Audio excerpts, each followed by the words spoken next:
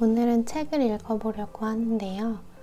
제 목소리가 좋다고 하시는 분이 계셔서 ASMR 영상으로 찾아보게 되었습니다.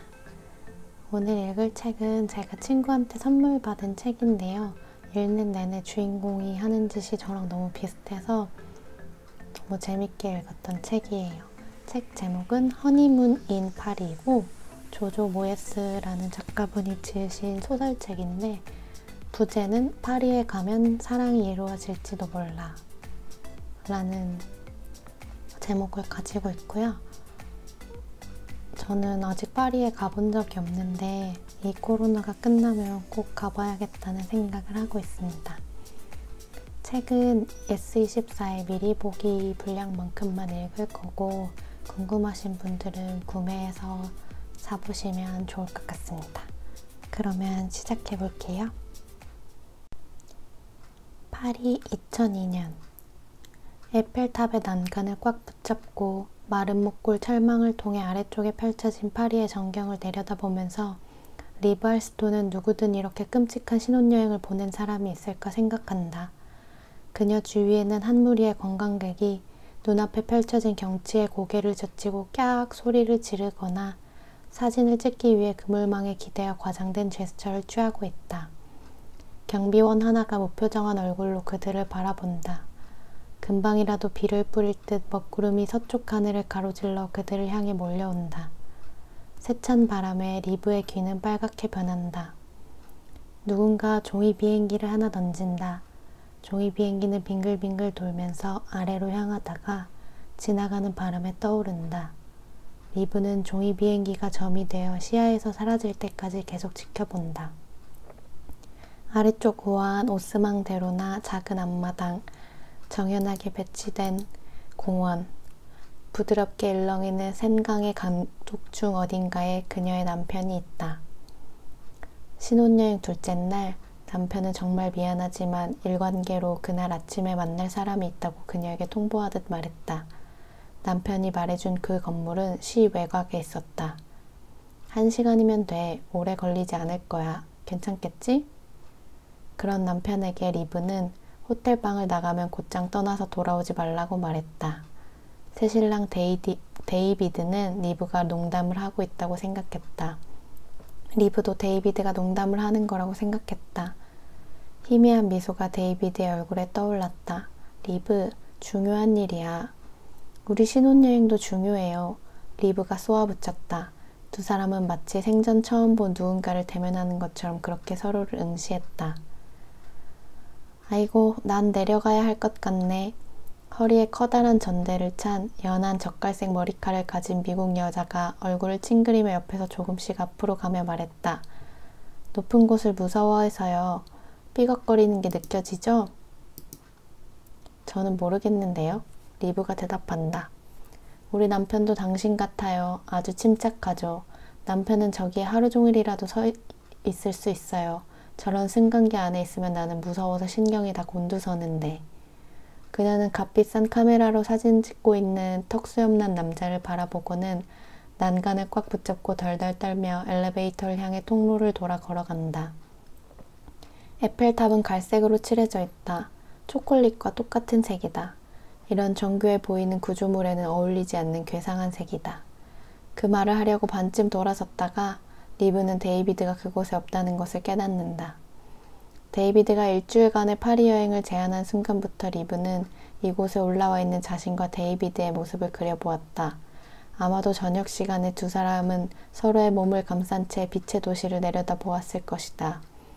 그녀는 행복감에 들떠 있었을 테고 데이비드는 프로포즈할 때의 그 눈빛으로 그녀를 바라보았을 것이다. 그러면 리브는 세상에서 가장 행복한 여자가 된 기분이었을 텐데. 그런데 일주일은 5일이 되어버렸다. 금요일에 런던에서 놓쳐서는 안 될 미팅이 있기 때문이라고 했다. 웬일인지 또 다른 놓쳐서는 안 될 미팅이 불쑥 나타나기도 전에 5일은 이틀이 되어버렸다. 그리고 지금 리브는 여름 옷을 입고서 덜덜 떨며 혼자 서 있다. 그녀의 눈 색깔과 꼭 같은 색이어서 산 옷인데 데이비드도 그걸 눈치챘을 것 같다. 그때 하늘이 잿빛이 되더니 후두두 비를 뿌리기 시작한다. 학생 시절 배운 프랑스어로 택시를 불러 타고 호텔로 돌아갈까? 아니면 현재의 기분대로 비를 맞으며 터벅터벅 호텔로 걸어가는 편이 나을까? 이렇게 생각하다가 리브는 줄지어 엘리베이터 쪽으로 걸어간다. 당신 것도 여기에 두고 가는 거예요? 제 거 뭐요? 그 미국 여자가 그녀 옆에 있다. 그녀는 웃으며 리브의 반짝이는 결혼 반지를 향해 고개를 까딱인다. 당신 남편 말이에요. 그 사람은 여기에 없어요. 그이는 오늘 바빠서요. 아, 사업차 여기 온 거예요? 당신한테는 정말 멋진 일이네요. 남편은 일은 하고 당신은 관광을 하면서 즐거운 시간을 보내고 말이죠. 그녀가 큰 소리로 웃는다.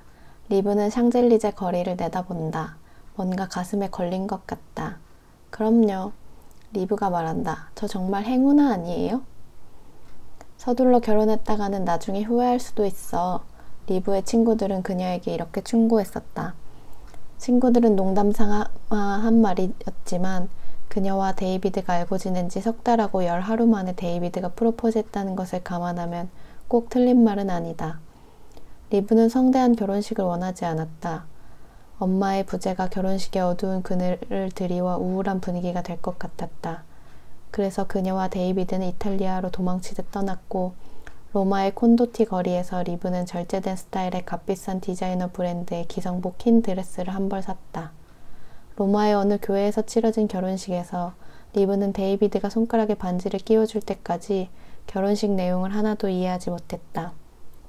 데이비드의 친구 까를로는 결혼식 준비를 돕고 증인 역할을 맡은 친구 중 한 명이었는데 나중에 리브가 데이비드를 존중하고 그에게 순종하며 그가 수집품에 추가하고 싶은 아내들을 기꺼이 받아들이는데 동의했다면서 놀려댔다. 리브는 꼬박 하루 동안 웃었다. 맞는 말이라는 것을 알았으니까. 데이비드를 만난 순간부터 알고 있었다. 그녀의 결혼 소식에 아버지가 눈을 내리뜨고서 본 마음을 감추고 진심 어린 축하의 말을 건넬 때에도 알았다. 그녀 자신은 결혼식에 대해 특별히 꿈꾸어 본 적은 없었지만 그녀의 살아있는 부모는 그랬을 수도 있다는 생각에 죄의식이 느껴졌었다. 몇 가지 안 되는 그녀의 물건을 데이비드 집으로 옮길 때에도 알았다. 결혼식과 신혼여행 사이 6주 동안 매일 아침 하늘에 둘러싸인 그 유리집에서 눈을 뜨고 자고 있는 남편을 바라볼 때면 그렇게 함께 있다는 것을 확신할 수 있었다. 어떤 감정이 너무 커져버려서 그렇게 행동할 수밖에 없었다. 잘은 모르겠지만 좀 어린 것 같지 않니? 부엌 싱크대에 다리를 걸치고 왁스로 제모를 하면서 제스민이 말했다. 리브는 탁자 앞에 앉아서 그녀를 지켜보며 금지된 담배를 피우고 있다. 데이비는 담배 피우는 것을 좋아하지 않았다. 그래서 데이비드에게는 1년 전에 담배를 끊었다고 말했다. 장난으로 하는 말이 아니야, 리브. 넌 확실히 충동적으로 행동하는 경향이 있어. 내기를 위해서 머리칼을 몽땅 잘라버리는 것과 같은 거야. 직장을 때려치우고 세계 일주를 떠나겠다는 것과 같은 거라고. 나만 그런다는 것처럼 말하네. 내가 아는 사람들 중에서 같은 날 2가지를 다 한 건 너밖에 없다. 모르겠다, 리브. 그냥 너무 빠른 것 같아. 알아. 하지만 이게 옳은 것 같아. 함께 있으면 정말 행복한걸? 데이비드가 뭔가 나를 화나게 하거나 슬프게 하는 일을 한다는 건 상상도 할 수 없어. 리브는 기다란 형광등을 향해 고리 모양의 담배 연기를 후 불고는 말했다. 완벽해. 뭐, 데이비드가 확실히 매력적이긴 하지. 그렇다고 해도 다른 사람도 아닌 내가 결혼한다는 게 도저히 믿어지지가 않는다. 늘 결혼 같은 건 전혀 하지 않을 거라고 했잖아. 알아. 아이고! 제스민은 제모용 테이프를 떼어내고는 통증 때문에 얼굴을 찡그렸다. 하긴 데이비드가 꽤 섹시하긴 하지. 게다가 집이 환상적이잖아. 이 굴속 같은 것보다 낫지. 데이비드와 함께 잠에서 깨면 마치 화려한 잡지 속에서 눈을 뜨는 것 같은 기분이야. 없는 것 없이 다 있어서 내 물건을 가져가지 않았어. 데이비드는 침대 시트도 린넨 제품을 써. 진짜 린넨 시트야. 리브는 담배 연기를 후 불어 고리를 만들었다. 린넨으로 만든. 그럼 그 린넨 시트들을 누가 다림질 하는 거야? 나는 아니야. 집안일을 하는 사람이 따로 있어. 데이비드 말이 나는 그런 일을 할 필요가 없대. 내가 주부로서 형편없다고 생각하는 것 같다. 사실 데이비드는 내가 대학원 진학에 대해 생각해봤으면 해. 대학원이라고?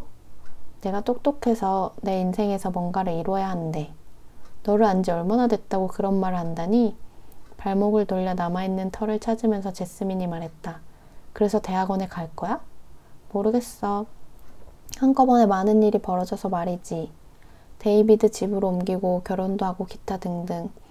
우선 결혼했다는 사실을 받아들여야 할 것 같아. 와이프가 됐다는 건 말이지. 제스민은 리브를 보고 다 안다는 듯이 휘죽 웃었다.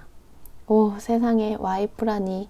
그러지 마. 아직도 좀 적응이 안 된단 말이야. 와이프래요. 그만해. 제스민은 계속 리브를 놀려댔고 참다 못한 리브는 마른 행주로 제스민의 어깨와 등을 툭툭 쳤다. 리브는 마침내 걸어서 돌아가기로 결정한다. 기다렸다는 듯 하늘에 구멍이라도 뚫린 것처럼 비가 쏟아진다. 그 바람에 리브는 젖은 원피스 자락이 다리에 휘감길 정도로 흠뻑 젖은 상태다.